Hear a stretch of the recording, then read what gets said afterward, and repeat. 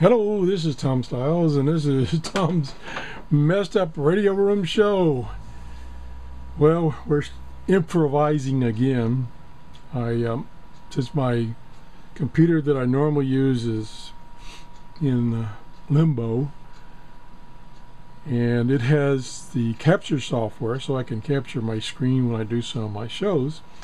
I tried to put that capture software on this computer, this little laptop, and it's just not powerful enough to run the program I want to show you and the capture software. So I'm doing it the crude way, where I'm using my little Kodak zip camera to take a picture of my TV, which I have my laptop plugged into. There's a message for you. So we're going to give it a try, see how it goes.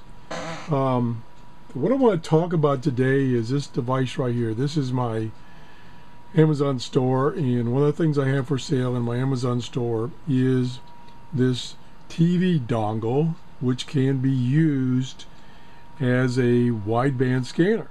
And then there's a bunch of software, most of it free out there, that will do all kinds of things with this. And I want to just show you, I briefly showed you this maybe a year ago, and I want to get back to it today because it ties in with my few videos I did on listening to the airband on either shortwave radios or scanners.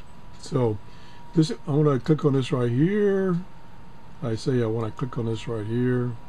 Okay, there it gives you a little bigger picture, and you get this is a TV dongle, which is originally made to receive TV,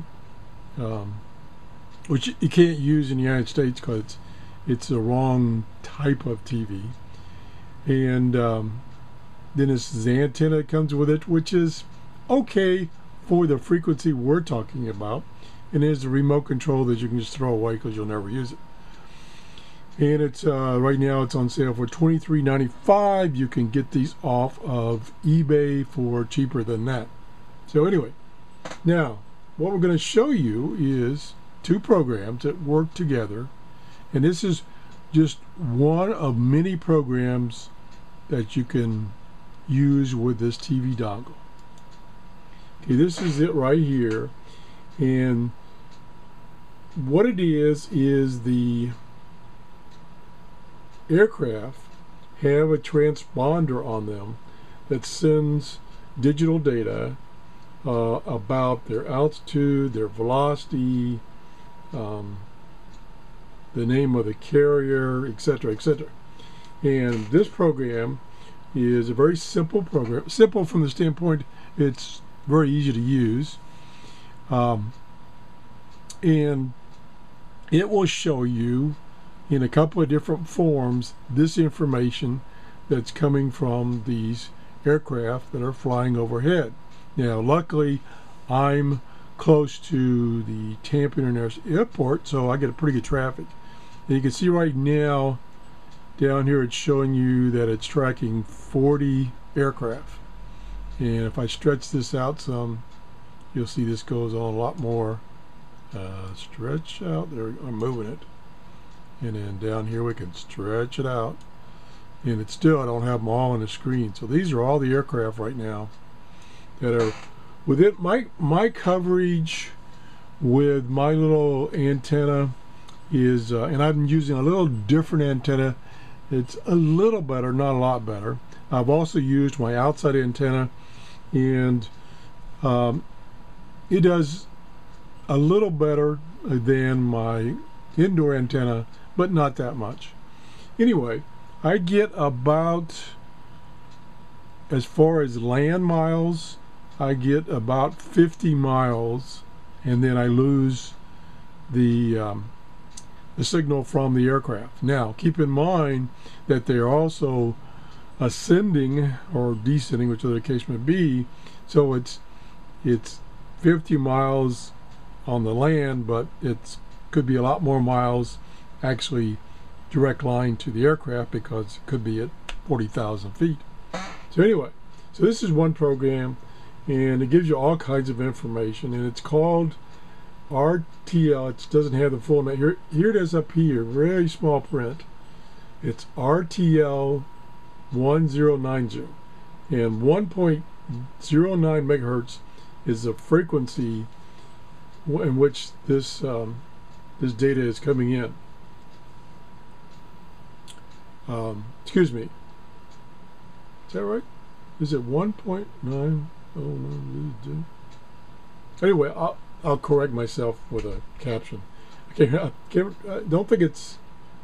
Yeah, this is what's confusing me. This says 1090 megahertz, and yeah, that's right. That's 1090 megahertz. Okay, what is wrong with me? Which is 1.09 gigahertz. There's a message for you. That's what I was trying to say. 1.09 gigahertz, which this receiver will go up that high. So another add-on to this program is, and there's several of them, is this program right here, which is called ADS-B Scope, which will graphically show you where those aircraft are. And this is semi-real time. So you can see right now all these planes are in the area. Now, for some reason, and I don't know the details of it, the other program, which is the receiving program, and then it transfers over to this program, the data. This program doesn't necessarily get all the data. I think it's filtering some of the data out. I don't know why, or the circumstances are related to that. But anyway, here's the plot of the planes, and you can click on one of these planes.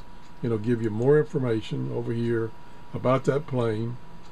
It'll give you some identifying numbers, the altitude. This one's at 40,000. The nationality of the plane. This one's a U.S. plane. The speed in knots, the heading, and the same information is presented over here in a table form, and then there's a lot more information in this table. And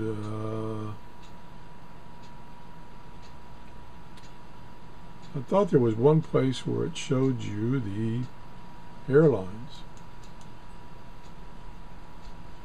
Nope, I don't see it. Okay. There is another program that is a paid program. I don't know the cost.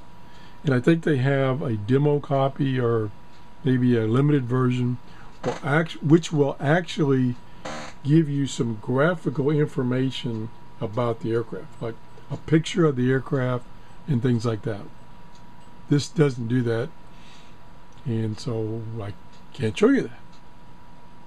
Okay, so anyway, there's all kinds of options. Now, if we just go up here to configuration, here's all kinds of options, and I just go over a few of them because there's so many. There's the range rings, which are those red rings. You can change those to be either nautical miles or kilometers. You can have the different type of airport nomenclature, and what do you do with the aircraft that you're tracking, and just all kinds of things. You can, over here, you can change the colors of all these things that are presented. Like I've got the background set to gray, and I've got the aircraft label set to black, and the airports are in blue, and it's amazing what you can do with this. And then over here in view, you got all kinds of things you can turn on and turn off in the view mode. So as you can see, if you're interested in copying the traffic that's flying overhead, like I say, this is only good for in my area with my setup, where you can see there's 50 miles right there, and there's There's a plane that's just out of 50 miles. There's one that's close to 75 miles, and that's about my limit.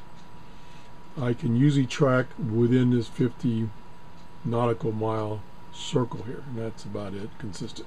Now I did experiment a little bit more with moving my antennas around and stuff like that, and I was able to get it outside of the circle, so I'm now able to get beyond the 50 miles. And of course, time of day has changed and the weather conditions have changed. So anyway, I thought I'd show you that. I don't know if I did a very good job of showing it to you, but anyway, this is ADS-B scope, and it does require this other program that I showed you first to be running first. And in this program has a lot of options. For instance, it doesn't show up very good on my monitor. This is a similar map right here, but it doesn't show up too good with my setup, my monitor and screen. Then you can get stats on how many packets and everything you've been receiving. And then down here it tells you the range as far as how far you're receiving an end transmission. So anyway, that's the show for today. Thanks for watching. Bye-bye.